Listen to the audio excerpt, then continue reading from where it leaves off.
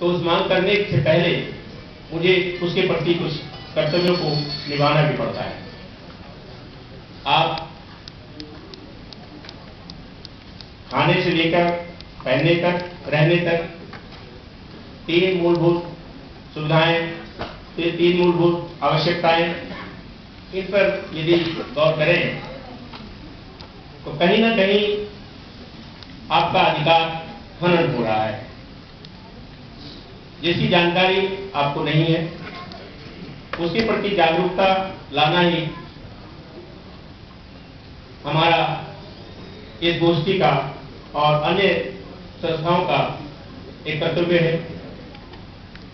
उपभोक्ता क्या है? आप किसी भी उदाहरण को ले लीजिए। सर्वप्रथम मैं आपको बीमा के प्रति उपभोक्ता आप हैं इसके बारे में बताना चाहूंगा। मैं समझता हूं कि कोई व्यक्ति ऐसा नहीं होगा कि जिसने बीमा न कराया हो। यदि वह स्वयं बीमा के विरोध में है तो कम से कम सरकार ने उसका बीमा अवश्य कराया हुआ है, चाहे वह किसान के रूप में उसका बीमा है और चाहे उसका मोटर एक्सीडेंट के रूप में उसके भी बीमा है, कहीं ना कहीं उसका बीमा अवश्य है। परंतु क्या उस बीमा के अधिकार के प्रति हम सजग हैं? हम बीमा एजेंसी, बीमा दाताओं, बीमा कर्ताओं के उपभोक्ता हैं।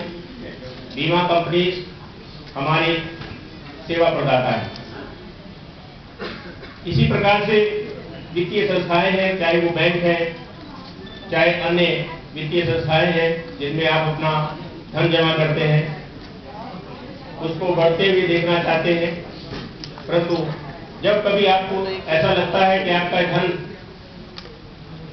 की बढ़ोतरी उस अपेक्षा से नहीं हुई जिस अपेक्षा से वित्तीय संस्थान ने आपको बताया था, तो वहीं पर आप एक उपभोक्ता उस वित्तीय संस्थान के प्रति, उसकी सेवा की कमी के प्रति एक उपभोक्ता है और अपने उस अधिकार को जानने के लिए, मांगने के लिए आप जिला उपभोक्ता फोरम और राज्य उपभोक्ता संरक्षण आयोग तथा राष्ट्रीय उपभोक्ता संरक्षण आयोग तक जा सकते हैं। इस प्रकार की जागरूकता उपभोक्ता के प्रति ही मैं सीमित रखना इसलिए चाहता हूं क्योंकि विषय बहुत बड़ा है। एक उदाहरण मैं आपको देना चाहता हूं कि कहीं भी जब आपसे बीमा कराने के लिए एजेंट आता है या बीमा कंपनी का कोई अधिकारी आता है तो आपको सभी सुविधाएं देने के लिए वायदा करता है। आपसे कुछ सूचनाएं मांगता है, उन सूचनाओं को आपसे ले जाता है और फॉर्म पर आपके दस्तखत करा कर ले जाता है। उस फॉर्म में कितनी शर्तें क्या लिखी हुई है आपकी जानकारी में नहीं है। यह आपका अधिकार है, उसे आपको जानना है और जानना चाहिए। हमने अक्सर देखा है कि जब बीमा के प्रति कोई मांग उठती है तो वही बीमा की कंपनी, उनके अधिकारी इस बात के लिए कहकर आपका क्लेम रेक्टिफाइड कर देते हैं, मना कर देते हैं देने के लिए कि आपने एक महत्वपूर्ण सूचना छिपाई है।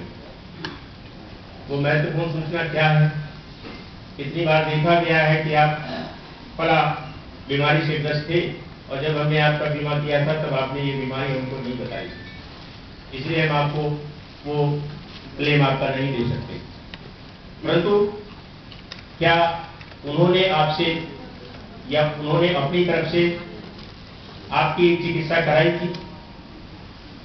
अवश्य ही कोई भी बीमा कंपनी ऐसी नहीं है कि आपका बीमा करने से पहले उसकी चिकित्सा न कराती हो, क्योंकि आप या आपका जो वो व्यक्ति जिसके प्रति आप बीमा की धनराशि मांगने गए हैं वो उस बीमारी से ग्रस्त हुआ है, तो आप चुप होकर बैठ जाते हैं कि बीमा कंपनी ने नहीं दिया तो नहीं दिया।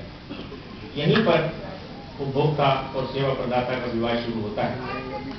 मैं इस बारे में आपको जागरूक करना चाहता हूं कि वो बीमारी, जिस बीमारी के बारे में उस बीमा कराने वाले व्यक्ति को खुद पता नहीं है कि उसको बीमारी है, यदि वो इस बीमारी से ग्रस्त होकर कोई नुकसान उठा जाता है, अपंग हो जाता है या उसकी मृत्यु हो जाती है, तो क्या मात्र इस गलती से कि आपने इस बीमारी को नहीं बताया, उसका क्लेम रेपुटेट किया जा सकता है?